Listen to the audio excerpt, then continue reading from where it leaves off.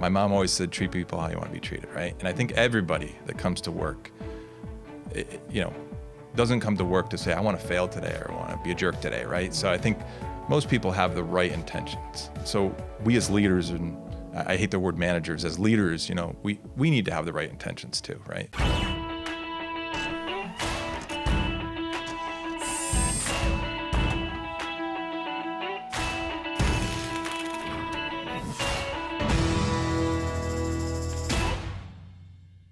Just a quick reminder for you to like, subscribe, and rate this podcast so we can get your feedback and know how to make it better. Hey, it's Ari. Welcome to another episode of the Made in America podcast. Today I have Justin Wolfanger, president of Triumph. Justin, thanks so much for coming on, my man. Hey, thanks for having me, Ari. Appreciate it. I really appreciate it. You coming on and the Made in America podcast. So Yeah. We're going to start off with the same two questions, Justin. What do you make and why do you make it? So we make flight safety critical systems and mission safety critical systems for commercial aerospace and military aerospace. And why do we do it? So our mission and vision statement is we provide the controls for flight safety critical systems to ensure the safety and prosperity of the world. I know it sounds like a broad statement, but as one team, we have this one team motto in Triumph. And when you look at it, you say, "Wow, the world! These guys are really think something big of themselves, right?" Well, we're on the Apache, the Black Hawk, the Chinook. We're also on commercial aircraft, but those three aircraft in general make up a big part of the Army's fleet. And the commercial fleet, we're on A380. There's another commercial aircraft that we're on, and some smaller G500 type of Gulfstream aircraft. So making sure that those airlines and those helicopters stay in flight seems pretty important. Yeah, absolutely. Yeah, And absolutely. we say flight controls. We're talking about like you guys are like on the throttle stick, or no, we're actually on the engine control side of things. So I always say we're the heart and the brain of the engine, right? So we make the brain, which is electronic control, also known as a FADEC or a fully automatic digital engine control unit, and then also the pump. The fuel pump and the fuel control of the engine. So, essentially the heart and brain of the engine, the thermal side of things, keeps the aircraft cool. On your A380 might keep your drinks cool, but in an Apache, it keeps the equipment that gets hot cool. The pilots benefit from that because we give them a little bit of bleed air off of that as well. Yeah, so. Oh, that's pretty cool. Yeah. So give us a little bit of the history. I mean, I know you haven't been around since the beginning, but I know there's a pretty long history of Triumph, and I think maybe interested me to hear about it. So maybe help us get us triangulated on who Triumph is and where it's come from. Sure. So Triumph Group, the parent company, is based out of Berwyn, Pennsylvania. The operational company that I oversee is a West Hartford facility, which is right down the road from here, a Windsor facility, and a Forest, Ohio facility. Now, the West Hartford facility is our largest facility in Triumph Group today.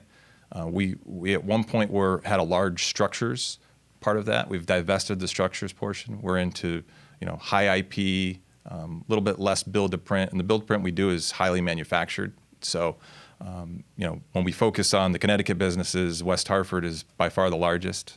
It's about 550 people, about a little over 100 in Windsor, Connecticut as well. Oh, wow. And so we're talking about the West Hartford one is the engine controls and the thermal system side. And the one up in Windsor does largely nose wheel steering actuation or hydraulic actuation, and also does upper boost actuators for the actuation for the swash plates and the Chinook. Wow. So highly technical stuff. Yeah, very highly technical. Yeah. The West Hartford operation's been around for a long time, I understand. Yes, so dates back to 1938. Chandler Evans became Chandler and Evans. There was two different companies. Some folks in the industry still recognize the name as Chandler Evans on the data plates that we have, but yeah, there's been a number of acquisitions since 1938. In 1940, the building was built. The new building, it was the new building for $2 million. And $1 million worth of upgrades. So wow. $3 million building, right, in 1940, really interesting. But in about 1940s time frame, or 53 actually, we were on the T-53 engine, which is on the Huey. Okay. And we did the fuel control. Everyone for that. remembers the Huey. Remembers the Huey. Yeah, all the right? Vietnam So War a little movies. less electronics in the pumps. So it was it was like a Swiss watch, right? 1,200 parts within the fuel control that was like a Swiss watch. And we made over 30,000 of those right here in West Hartford. Made every nut and bolt was manufactured right here. Okay. So yeah, in the 1950s, we have a UAW union workforce. So the union was formed in the 1950s. So we've had a long relationship with the union there. And, it became Coltech. Colt's right next to us, Colt right next door. And on into like 1990 when BF Goodrich had acquired us, right? And at the time they dropped the BF because people thought we were a tire company. Yeah. So it was Goodrich, and then that transitioned into UTAS had purchased Goodrich, or UTC had purchased Goodrich. We compete with Hamilton, the old Hamilton Sunstrand. I still call them Hamilton Sunstrand up in Windsor Locks. So the Department of Justice said, hey, we got to break these guys off for competition. So we were spun off, and Triumph acquired us in 2013. So we've been on that journey ever since. Nice. Well, there's certainly a lot of history that goes on there, and helicopters way back when. So company's been making some really cool products for a really long time. What's your journey, Justin? How'd you get into all this gig? Yeah, so I was, a young kid. My dad was a surveyor. My mom stayed at home, so she watched my cousins. My cousin was an engineer, electrical engineer, and she was the vice president of handheld someone products. That you grew up with. Yeah, someone I someone grew you up as a kid eventually became an engineer. Yeah, really, yeah.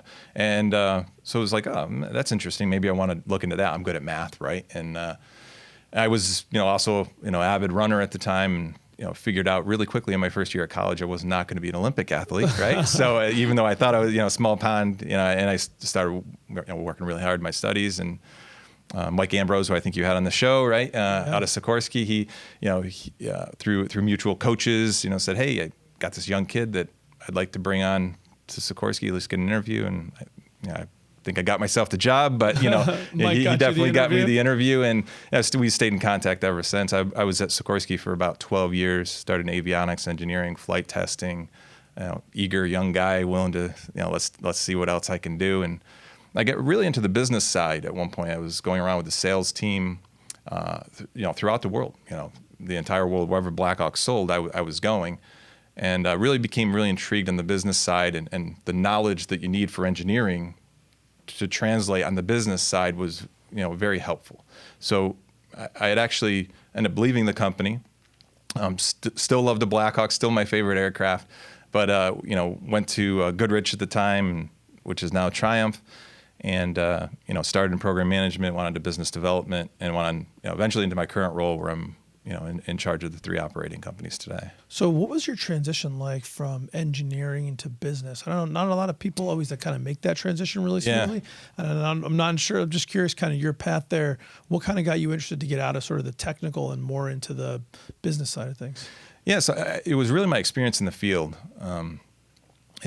Went from designing systems, doing some international, Black Hawk programs. What's interesting about them, I call it the cradle grave, is very short, right? You do some really short, unlike the big. So there are a lot of modification programs. So the Black Hawk might take 10 years to develop a Black Hawk 60M. Well, to do a modification from that smaller, specific radios, radars, different equipment they want in country. So I would do those mods. But it was, pretty 2-year type of programs. And then since I was the expert in those, I would end up going to the field. And then I found myself generating, future RFQs for the company and working on the business side. Let me rewind because I want to make sure I'm tracking this. Yeah. So they develop a Black Hawk model, 60M, whatever. Yeah. So, okay. So then, so I'm in a country, I want to order the 60M. But I want to have some specific stuff on that. So it's almost like when you buy a car, you get sort of your list of options. But in this case, it's sort of a custom option. Yeah. And so you've got to go develop the program that says, okay, you want to do this custom option add-on to the 60M platform. So that's got a development cycle, but it's a relatively short development cycle, 12, 24-month type cycle. Exactly. Am I sort of figuring this out? Yeah, you're hitting the nail on the head. So you're doing it from an engineering standpoint, saying, how do we make this thing work? And then since you know what it is, they're sending you out there to make sure it works? Yeah. Some of the flight testing support in the field for sure. Yeah. And they were quick cycles, and there was a number of them.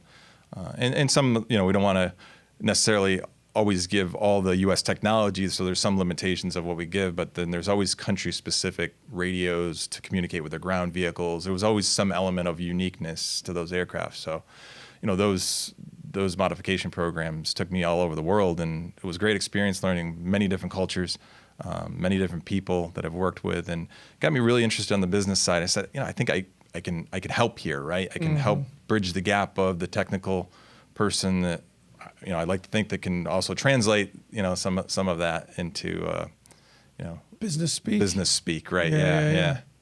That's cool. So then you followed that path? Yeah. We followed that path, and I kind of went more hard over on the business side. I was doing project engineering, which was a little bit of business, getting into the numbers, and then I had a large program at Sikorsky, and when I had left and took the program job at Triumph. So Honeywell was my first customer, so I focused on the Honeywell customer. But now it's GE, Boeing, Lockheed Martin, full breadth of OEMs, including Sikorsky right down the road. They were just in last week. So there you go, back where we started. Back where we started. That's right. So when you made that transition, I'm just curious, like, what were some of the engineering skills that you feel really helped you, and what were some of the skills you learned to be able to do better on the business side?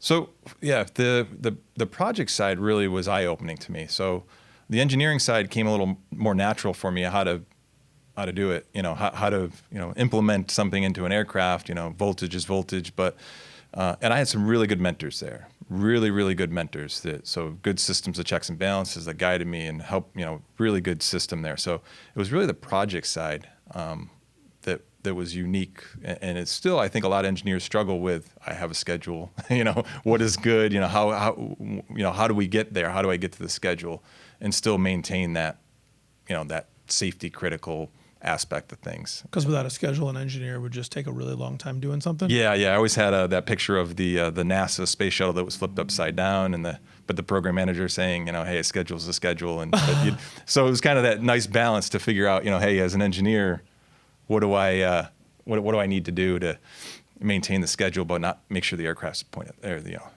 aircraft's pointed in the right direction. As you were moving into that program management, was that something that you had to get a feel for? Did Sikorsky have a program to train you on it? Like, kind of how did you sort of grow into it? I got on the project side, and it was a little less, at some smaller companies, the project engineering side translates to a program manager a little bit better. Got it. But yeah, I never, to make that kind of clean break, I did move on, right? I got to a certain point where it was, kind of in this niche market, and, just needed to kind of grow outside of that, and wanted to see the supplier side of things. So, got the great aircraft experience, and then coming into the suppliers into that, I wanted to see that side of things. And so, I'd always supported operations at Sikorsky, but this was different. As a program manager, I got to see the supply chain side, the program side, the customer side, the internal, external. It was like, we call it being a mini GM of your customer, right? Right. From finances to everything. So that was really intriguing to me, and I always felt like, on my journey to where I'm at today, I always felt like I could do more. I could do, build a better culture, do things. Put my stamp on things a little bit. So you can put your hand on that. Yeah. So what's like, help me like kind of compare and contrast, you sort of been on the OEM side. Yeah. Now you've been for a long time on the supplier side. What's like some of the differences there? So what's interesting is I always focused on integrating boxes into aircraft. And now when you break down the actual box requirements, I was blown away by how sophisticated it was, right? So I'm an electrical engineer. I can't do what my team does, right? I cannot. They're way beyond me, right? I understand it enough, and I can understand the hydraulic side and the mechanical side enough to be dangerous from a system level. So I understand how the systems work. But what was really intriguing was, the differences there was at the box level. I mean, we do. It's EMI is an issue, right? If you fly over EMI, electromagnetic interference. Sorry about that. Yeah. So if you fly over a ship that has putting all these different radar messages, what happens to the box, right? Box may not work, or it may send you in a different direction, or something like that. So it was, all of that technology that needs to harden within that system my team does it. We have the test equipment here that actually tests it in the facility that we have today. So the complexity of the technology inside the components that you're at the OEM side, you're just sort of piecing together is kind of surprising. Yeah, it was. For me, it was, yeah. And then it was really interesting, feeding into the OEM as well, seeing that side, working the business cases on what makes it work for everybody. So it's kind of funny, as you're telling me, it sort of makes me realize, we talk about sort of Aerospace Alley and the importance of the supply chain. And I don't know that people sort of really appreciate how intricate you need to be in the supply chain to feed into what the OEMs actually put together, and why it's so important to have skilled and experienced suppliers in the supply chain. Yeah, and you take it to another level, right? So we do about $38 million as Triumph Group for our supply chain that feeds us, right? And we do about 15 just out of West Hartford locally here in Connecticut. No kidding. And so, in this middle where I'm trying to feed the OEMs, but also working with my suppliers and machining suppliers, casting suppliers, it's eye-opening to say, hey, if one chink in this armor is bad, right, or doesn't work, so it's amazing to see the next level of it with the machine shops and stuff that we work with. Right, because now you're sort of like tier 1, but you've got your tier 2 suppliers, and you've got to make sure that they're giving you each of the individual components that go into your component that are going to actually work. Yeah, exactly. It's amazing. How do you guys coordinate all that? I don't know. No, just kidding. No, just kidding. No, probably not your job. Yeah, no. We have a great team. It's so I have a great leadership team. We have a great culture. I have a lot of people that have had. I have 35-year vice president of engineering. I got a 30-year director of manufacturing. His father had a manufacturing shop. He grew up in it. So highly experienced people, and that's what Connecticut for me brings to the table. UConn grad, my VP of engineering came from UConn, and we have an internship program. We had 17 interns across the board. A number of them were engineers, but supply chain, program management, business development, finance across the board. We had, and we picked those folks largely from Connecticut schools, or at least locals that, maybe they're going to Massachusetts or something like that. But we found that recruiting folks here in Connecticut, we have a better chance of them staying on. So that, the worst thing you can do is take somebody, groom them, educate them, and then they leave the company. Mm-hmm. So we've seen a lot of success with that with the team. Where do you guys recruit from on the internship program? 17 interns, decent sized program. Yeah, decent size. We usually about, say 20, right around 20. So 550 people, but about 20 interns. UConn, Central Connecticut, UHart, right up the street here. So, do you engage with the schools? Like I feel like a lot of times I hear people saying, "Oh, we'd love to do it. We don't know where to find them or where to get started." So, do you guys engage with the school career counselors? Like, how does the company sort of engage to find folks? Yeah, so UConn, we have an existing relationship with the engineering department. They do some projects for us, which we fund UConn to do some projects. So it's worked out great for us. And Central Connecticut is one we've long recruited out of. Been working with Kristen Gorski, who's the economic development person here, working with the team to get us, right down the street. UHart's right here. Let's create a relationship there as well. So yeah, it's been good. Local universities, like connecting with them. Do you guys have you guys been doing like community reach out and trying to engage more in the community to help kind of get the word out, or where are you guys feeling on that? Yeah, it's actually, so when I started this role, my current role, a little over a year ago, I'd reached out to the town and said, hey, look, and we've done some things for the town, we've done some things for the neighborhood, and we work very closely with the West Hartford Police Department. During COVID, we were making sandwiches for people, and we sponsored a golf tournament for the police association. Hey, you're the sandwich guy, right? So I was like, well, yeah, we're right down the road from you. But I said we could do more, right? And so Triumph has scholarships where we could. If you worked for me and you worked up in Litchfield, you're from Litchfield and you worked at the fire department, you could put in, hey, we need a new fire truck. And so we'll look at that and we'll say, hey, we'll give you $2,500 for this. So there's a whole kind of scholarship section. But locally, what I've looked at locally is we could do more locally, right? So, we sponsored the West Hartford Cal Ripken Jr. Baseball league, the tournaments they had there. So we've been doing a lot more, and it's not just financial. It's also we have a wings program that we do. What's that? So it's a charity program. We kind of compete and say, how many hours can I do? And it's kind of a fun thing, right? And it's, in Pennsylvania, they put in some less fortunate folks' homes, made sure they had smoke detectors, batteries were proper, right? So things like that. We've done meal programs here. We've done sponsored, food programs, the food share, things like that we're into. So we try to hit all levels of not just the community, but also our employees that have things they want to do, or, hey, I'm a part of the Army Association of America and I want to do this, golf tournament, or, Take a Vet Fishing is another one that we had a Windsor employee that runs this Take a Vet Fishing. And so we're a title sponsor for them this year, and he was just blown away. And so it's fun. It's fun to be involved and see the effect that you can have in helping people, for sure. So you take on this new role. You got to sort of drive culture and drive the way people are thinking in the business. Is this part of that plan? Yeah, it is. I think I look at, have a coach that still coaches me, and I still call up every once in a while, make sure I'm doing okay, right? But for me, it's, my mom always said, treat people how you want to be treated, right? And I think everybody that comes to work,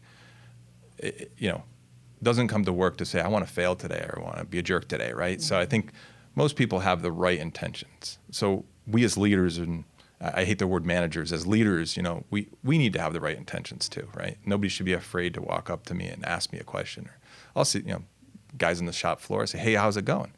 You know what? We're having problems getting these parts. Great. Tell me about it, right? Let's make that change, right? So that's cool. Yeah, that's the fun part. You mentioned that you have a coach. I want to be interested to hear about that. I think people don't always realize that, everyone needs a coach. I'm just curious, how long have you had it? What do you find great about it? Yeah, so the program was about 7 years ago. Her name's Deb Burkhume, so Burkhume Associates, right? Okay. She's local as well, but she's fantastic. She, I don't have any formal coaching now, but it will be, hey, Deb, how's it going? She does formally coach our leadership team and different teams that come in. I just recently had her do a project engineering team, get the whole project engineering team together. And, it's been amazing for me as a person to figure out what makes me tick, what makes you tick. We all have different things, right? And one of the things that when I first started it, I realized, kind of a funny story. One of my peers at the time, this was like 3-4 years ago, I thought she just wasn't understanding what I was saying. So I kept trying to clarify myself. And she got what I was saying, but she didn't agree with it. And she had a different way of, so me of trying to was like, she was getting annoyed with me because she's like, I got it. Stop trying to convince me of your point. Right. And I've totally missed it. Right. So I feel like reading those other people, what makes people tick and and trying to be conscious of that. But, we're humans, we're not perfect, but.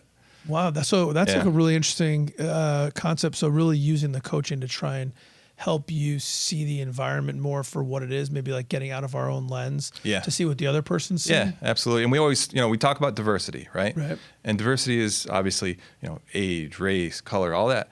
But it's also everybody's different. Everybody grew up different. Everybody had different family structure. Everybody had different educations or different ways they grew up. And so for me, diversity is even broader than that. It's beyond what we normally think is diversity. And that is the value in a company, really is. Yeah, that's what makes a company tick. You can't have a whole bunch of me because you would never get anything done. Trust me. Right, I need those engineers to say, "Whoa." I tell my team, I said, tell the king he's not wearing any clothes, right? Right. And sometimes I get email and say, "King," Right. and I encourage it. I start laughing, right? I'm like, "Good. I want you to tell me, and I caveat a lot of my statements. I say, hey, I'm not just saying this to go do it. I'm not the only one that has good ideas, right? So I think it's, that is what really makes a great culture, makes a great company. Getting that diversity of thought, helping to get the best idea, not just your idea, not a parrot back of what you're thinking, but something new and different. Yeah, absolutely. We have from the corporate level, we have an employee engagement team. I'm on the DISC committee. It's a diversity inclusion steering committee. There's a lot of things that we talk about you might have an engineer that's very shy. Female engineer specifically that I know is pretty shy. Well, I can be kind of, overtake things, but I've learned to, hey, let me take a step back. And it's up to me to say, hey, do you have, what are your thoughts, right? And a lot of times what happens is, you get a lot of type A's. Well, she has a great thought too, right? So I've been able to try to check myself a little bit more, and the company's provided the training and stuff like that for us to, open all of our eyes to say, hey, look for this person. It's not that they have something to say, but they're looking for that cue.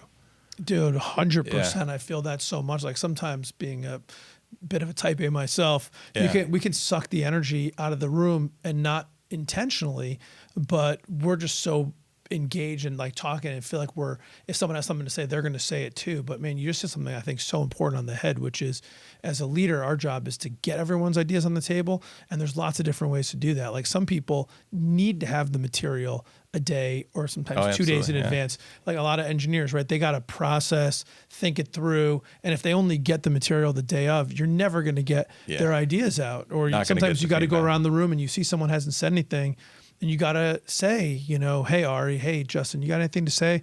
And sometimes like the most amazing ideas will come out of that. Yeah, absolutely. You spend time fostering stuff like that? Yeah, absolutely. Yeah, I think and even live in a meeting like that example where I might bring something up, you can see the team maybe still not processing, still not there. It's okay to hit the brakes and say, you know what, we don't need to get this done today. You need some more time to go through it. Let's think about it. Get back tomorrow. That's because I'm not the brakes guy. I'm the gas guy, right? I'm always going and turning left, so, but yeah, it's to be able to recognize that that's not me. But I have a team that can make sure, and the team to be comfortable to say to me, hey, if I wanted to make a decision, well, Justin, let's think about this, right? So it's not always one person running the show. It's truly, the whole team's running it. As you've like gotten moved up in your career and now you're running, hundreds of employees, right? You kind of got to help motivate people to get stuff done. Like, how do you kind of run that team? Like, how do you think about kind of, staying enough engaged to know what's going on, but giving people enough autonomy that they can make an impact themselves, be a leader of leaders? Yeah. It's trust. The team I have, I trust wholeheartedly. They look to me to make certain decisions. We do have certain delegations of authority, as far as financial goes or something like that. But I wholeheartedly trust my team. And, I just went up through with my team in Windsor, my GM and my director of operations, and making, they want to promote a certain person. Hey, I trust that team. I trust them. I don't need to interview that person. I don't need to be, sure, I want to make sure that it goes through. I want to be an avenue to help them, through the HR process or, to make it happen. But it's really trust. And out of trust comes loyalty, right? So, I'm a very loyal type of person to my people. I genuinely care about people. I think that's the difference. You have some people or some companies that, it may not come off real, right? I genuinely care about people. I'm interested in people. And I could name every single one of them, my team's, wives or the kids and the family and stuff like that. And for me, I look at it as not 550 people in West Hartford, 100 people. It's 650 people in Connecticut. I got 800 in my OPCO, but I got 800 families, right? Mm-hmm. Spouses, partners, kids that all depend upon us to make the right decision. And I say this a lot to my business development team as we're trying to grow the business, and the engineering team is that, our families are depending upon us to be successful and grow the business and making sure that, they can feed their families and their families can have family time and do the fun stuff as well, right? So how did you, I love that. And I think it's obviously business is all done through people, and we got to care about the people first, right? Nothing gets done. You talked about sort of divesting of the structures business and sort of navigating through that. And I gather that probably took some time to get done. When you think about sort of navigating big changes like that, which are probably, I assume you guys felt necessary for whatever reasons, how do you sort of do what's right for the business there and sort of do the people first at the same time? Like, how do you sort of think through that? Because I got to imagine some people weren't happy or were negatively impacted by that. Yeah, change. so my businesses that I was running weren't affected. So I wasn't part of that, but I will say, our CEO, Dan Crowley, did a phenomenal job working with the teams and being very transparent with the employees. He didn't just find the best buyer, right? We weren't just finding the best buyer. We were finding the best fit. And so that's what I thought is really, I mean, there was a whole new company that had formed for the structures team. They, kept the employees, and they're actually growing as a business now. So it didn't make sense for Triumph to get into that. We wanted to be out of the structures, but there was somebody that was interested in that, right? And somebody interested in growing, and a number of people, I won't name them, but a number of people that had gone through that and gone through those transitions, now at very high level positions in major companies like a Lockheed Martin. So in Texas, on the name of specific people in my head, but I don't want to call out their names. But and so it sounds like the messaging there is transparency. Just be communicative, and then make a decision that's going to help the people who are making those transitions end up in a good spot. Yeah, at the end of the day, I mean, we had some of the programs they had acquired well before, my current CEO's time.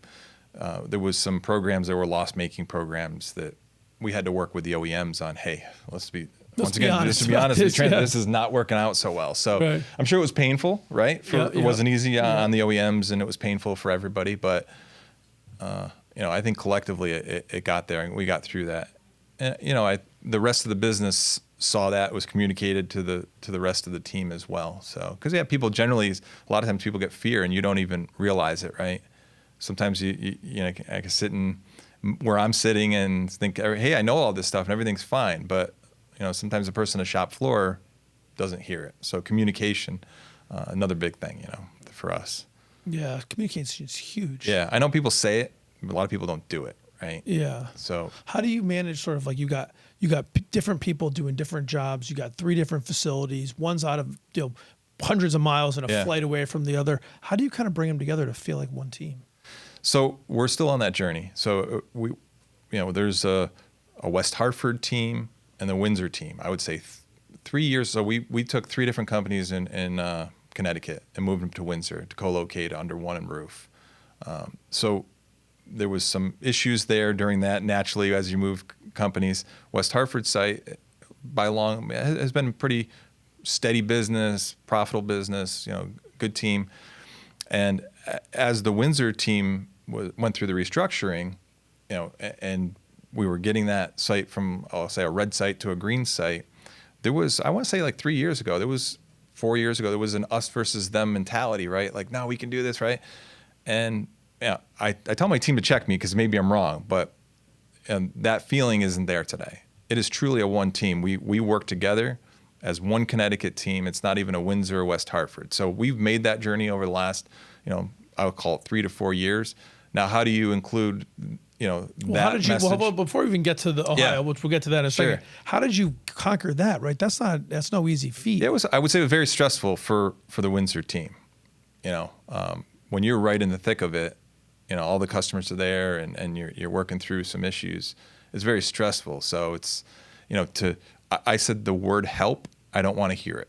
I'm here to help. I hate that, right? And so I make the mistake sometimes myself.